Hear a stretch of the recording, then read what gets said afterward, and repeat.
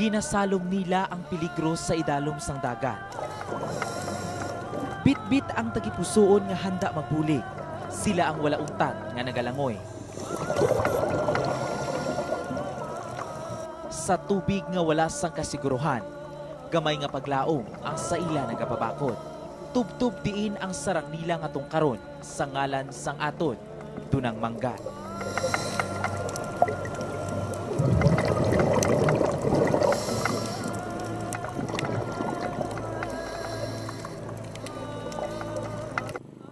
Center of Marine Biodiversity, isa ka pagkilala nga nagbutang sang Pilipinas sa mapa sang bilog nga kalibutan.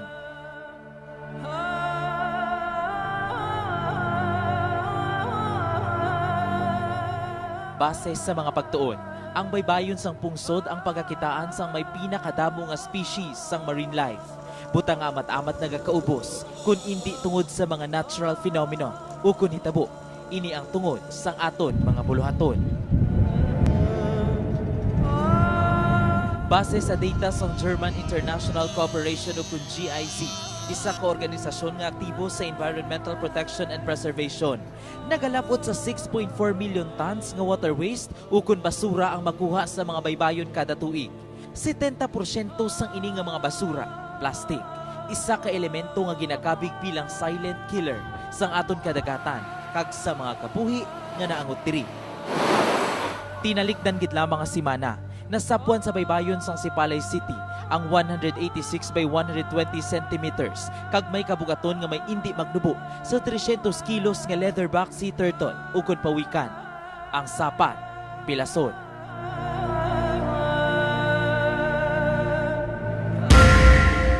Pagkaaga, isa naman ka 8.4 feet bottlenose dolphin nga may kapintres tubtub 400 kilos nga kabugaton ang nasapuan sa baybayon sang Pulupandan.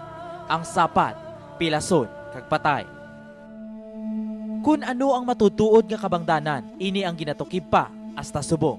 Pero sa amat-amat nga pagkadula sang ini nga mga kasapatan, isa ka butang ang sigurado, kita ang kinahanglan nga magiho, indi karon, indi buwas, kundi subong.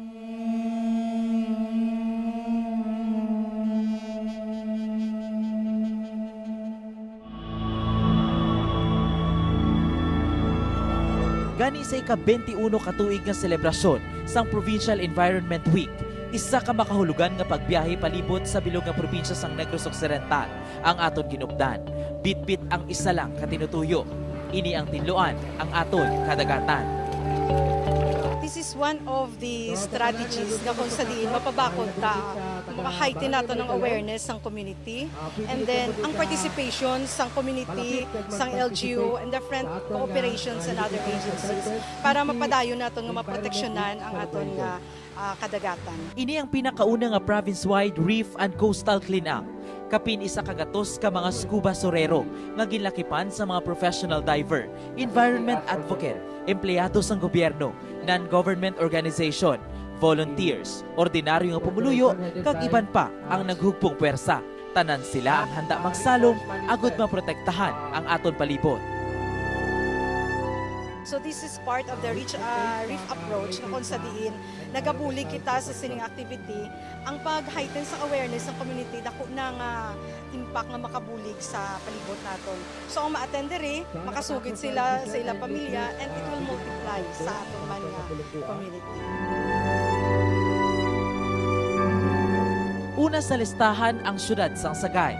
Sa matahong nga baybayon sang Carbon Reef, 25 ka mga diver ang nagpinuligay sa pagpanguha sang basura sa idalom sang kadagatan.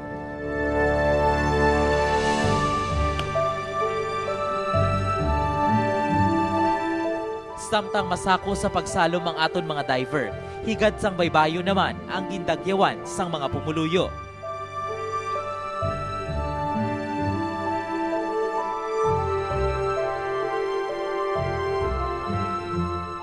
Naman gid ni katabo subong sa ating palibot. So as an individual dapat we have the responsibility nga siyempre limpihan ta gid ang ating palibot. Wala man nagpaulihi ang syudad sang San Carlos.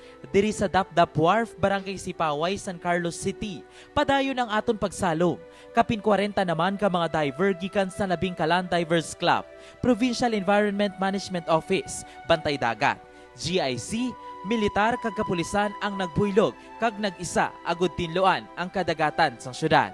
We are conducting an underwater cleanup with the hope that we can create awareness among the swimmers who frequent this place to swim. Bantayan sa pagbalik sa isyu subong Negrense ang aton pagsalom sa Malakristal nga kadagatan sang Sipalay. Sa sulod sang pilalang ka minuto nga pagsalom, ano kadamo ang basura nga aton nakuha? Ano ang mga epekto sini sa aton palibot? May kahigayunan pa pala kita nga masalbat ang aton dunang manggan.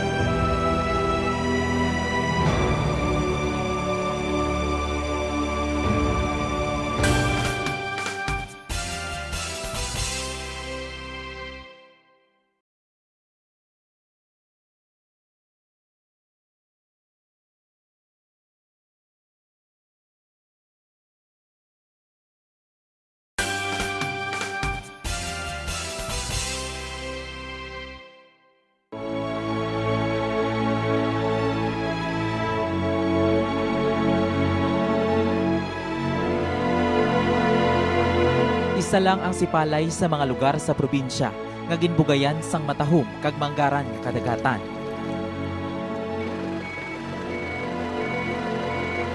Isa lang ang Barangay Maricalom sa siyamtanan ka mga coastal barangay sa Sipalay nga sa karon ginahatagan prioridad sang ila lokal nga panguluhan. Tama ka abundant ang coral sa entrance area sa bay. So siguro nakaintindi naman kita ya nga where there are abundant coral cover, healthy gid ang marine life dira sa munang area. Gani kabahin man gihapon sa ika-21 nga selebrasyon sa Provincial Environment Week, wala natapos sa Sagay kag San Carlos ang aton pagsalo. O kinanglan din naton gihapon nga trabahoon ang proteksyon kag hindi kita maguntat to inform the people sang importance sang amo ni kanami nga talan-awon kag amo ni nami nga sistema sa aton kalalawran no. Una nga gintipon ang komunidad para sa isa ka simple nga simposyo, may angot sa importansya sang kadagatan. This is what you can see, no? There's some rivers in the world. You don't see the water anymore. It's just plastic. Isa lang ang aton mga kapuso gikan sa German International Corporation sa mga organisasyon nga nanguna sa ini nga kausa. International German nationals as technical advisors, and we help local government, for example, doing their coastal management plans. We train local in diving, in managing their marine resources. May mga sanctuaries sila dito. Ang mga residente, bit-bit ang tagsa nila ka mga sulodlan. Wala na nagpapugong, coastal clean-up. Ila naman, ginsuguran.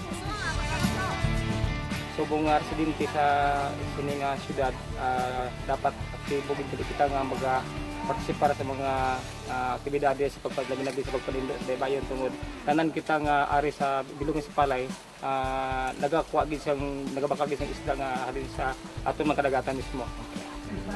Handa naman ang masobra 20 naton ka mga diver.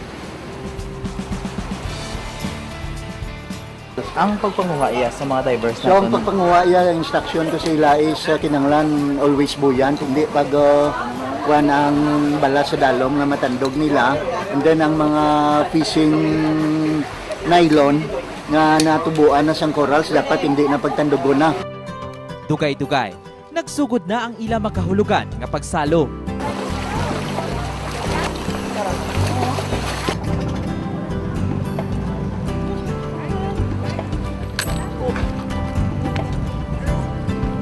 Mga kapuso, 10 to 15 minutes gikan sa Campo Manis, Maricalumport, on our way na sa Campo Manis Bay, kung sa diin isa sa mga partes ini ang ginakabig bilang Marine Protected Area sa Sipalay City.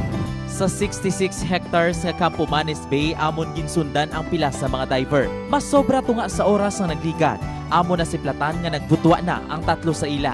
Sanday Sir Severo sang Senro, Captain Romel sang 47 Infantry Battalion, kag Sir Winnie sang Bantay Dagat. Tatlo lamang sila sa kapin 20 ka mga divers ang nagsalom subong sa may baybayon sa Sipalay para magpanguha sa basura. Kumusta sir ang inyong observation? Mga 30 minutes na lang pa mga nagsalom. Kumusta subong? Sa amon din nga area, tungod kay ini Marine Protected Area naton, daw ka-jutay lang sa notice namon nga plastic ang mga ang nakuha. So siguro ang mga damo nga debris kuha dito sa pier area. Okay naman yung dito sa coral, so malinis naman siya. So except siguro dito sa mga malapit na palaging pinupuntahan ng mga local visitors na pupunta dito. So kokonti lang naman yung nakuha namin. Actually na basura dito sa area dito. Anong challenge kung atong kabala sa dalom sir? Ano may mga plastic na nagatapik dito sa coral? Or nagalutaw lang yun sila?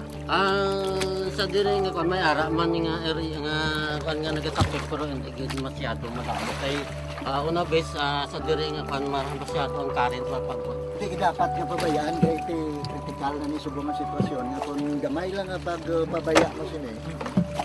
Dako na ang dugang degrade sini kung mapabayaan. Bye-bye! Sa kulang-kulang isa ka oras, ini ang mga basura nga nakuha sang aton mga diver. Sinako sa mga botelya, lata, tela, pukot, plastik, kag iban pa.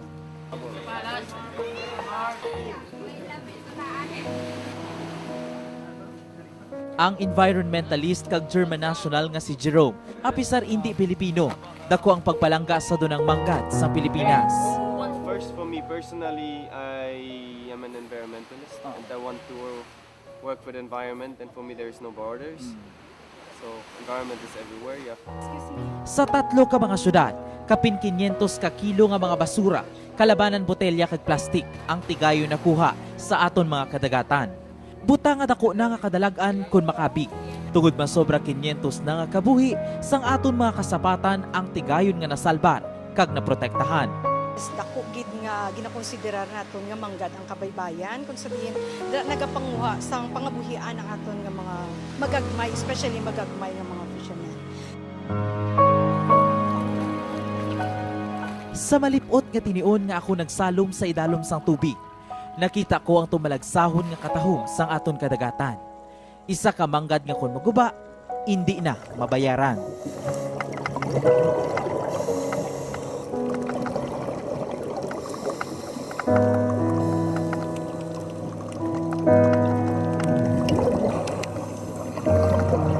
Salamat sa aton mga scuba surero, mga tawo nga handa magsalom, handa magbulig, agud masalbar ang dunang manggat, nga kun hindi matatapan, hindi naman makita sang masunod nga henerasyon.